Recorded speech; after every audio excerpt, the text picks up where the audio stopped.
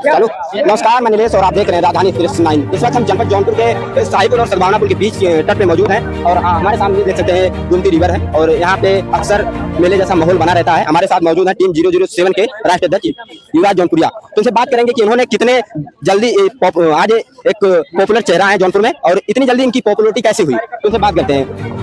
आप नाम बताइए। जी, मेरा नाम युवराज जौनपुरिया है, जो कि हम लोग का एक संगठन चलता है जिस संगठन का नाम है भीम संगठन 007 जौनपुर। अच्छा, सबसे पहले सवाल यह है कि संगठन बनाने की जरूरत क्यों है? आप भीम आर्मी से जुड़े हुए हैं।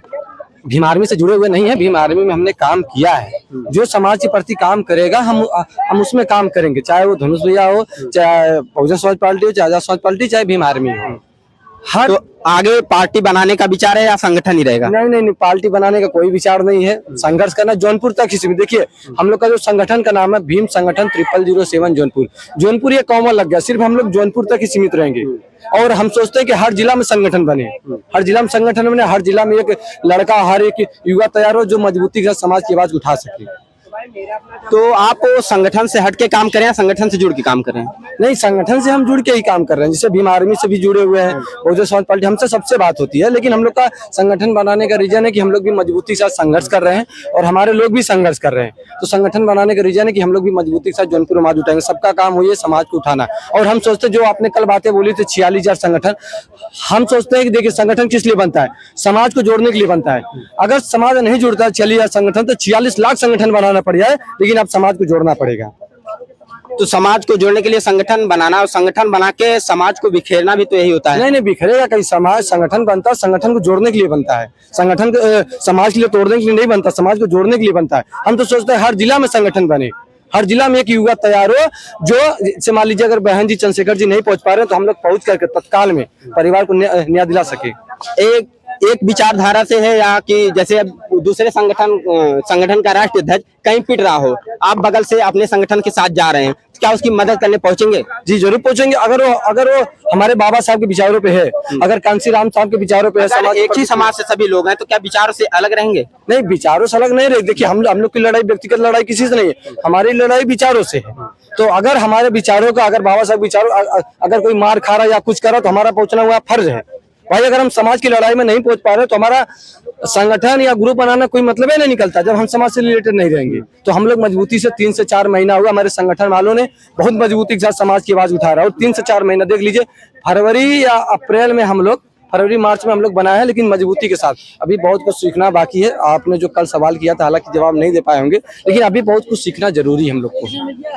तो सवाल हमारा है, अभी जो जौनपुर के गवर्नमेंट स्कूलें हैं, कॉलेज हैं, जैसे टीटी कॉलेज, राज कॉलेज और यूनिवर्सिटी, पूर्वांचल यूनिवर्सिटी, इनके छात्रों के जो स्कॉलरशिप है वो रोक दिया गया है, तो आप इस पे क्या कहेंगे? जी, ये हम लोग को शिक्षा छीना जा रहा है और लेकिन लोग समझ नहीं पा रहे हैं।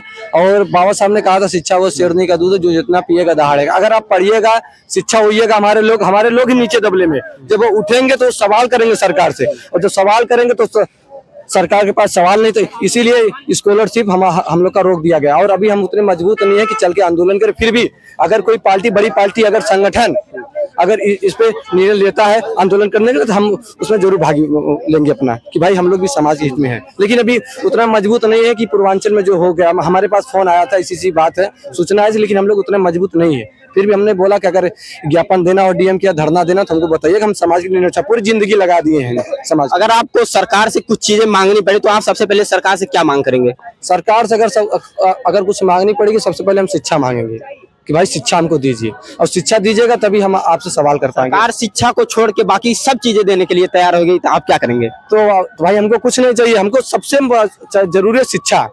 अगर आप हमको शिक्षा नहीं दे पा रहे तो हमको कुछ नहीं चाहिए। हम शिक्षा के स्तर को लगातार गिराया जा रहा है, कह रहे हैं कि बीए, बीएड, बीकॉम करके लोग बेरोजगार बैठे हैं। आप कहते हैं कि शिक्षा जरूरी है।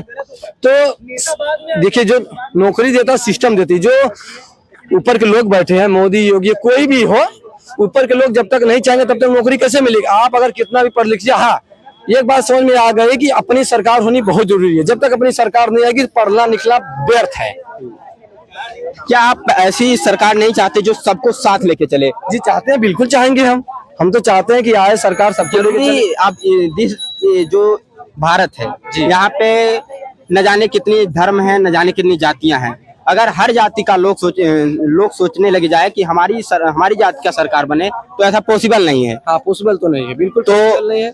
कोई ऐसी पार्टी आए आगे सामने जो सबको साथ लेके चले, तो ऐसी कौन सी पार्टी है जो सबको साथ लेके चल सकती है? आपके नजर में कौन सी पार्टी है? मेरे नजर में तो दो ही पार्टियां, एक आजाद समाज पार्टी, एक बहुजन समाज पार्टी। और भी तमाम पार्टियां हैं, उनसे क्या नाराजगी है आपको? उनके विचार दूसरे हिसाब से हैं, उनके विचार दूसरे। देखिए, अगर अपनी पार्टी होगी तो अपनी बातें होंगी, ये बात तय है। देखिए, आज जैसे योगी जी है, मोदी जी है, तो अपनी बात करते हैं, हिंदू धर्म में भी बात करते हैं, लेकिन जो हम लोग दलित पे हैं, दलित पे कभी बात नहीं करते। सिर्फ सोशल मीडिया तक ही सीमित, जमीनी स्तर पे कुछ नहीं, ना के बराबर है। हम लोग मारे जा रहे हैं, काटे जा रहे हैं। अभी देख लीजिए, बर्दा की घटना देख लीजिए, ठाकुरों ने, पंडितों ने घर में घुस करके पिस्तौल से मारा, महिलाओं को छेड़ा, तमाम चीज की घटना है। कौन से कोई पार्टी संगठन वाले वहां पे कोई नहीं आया।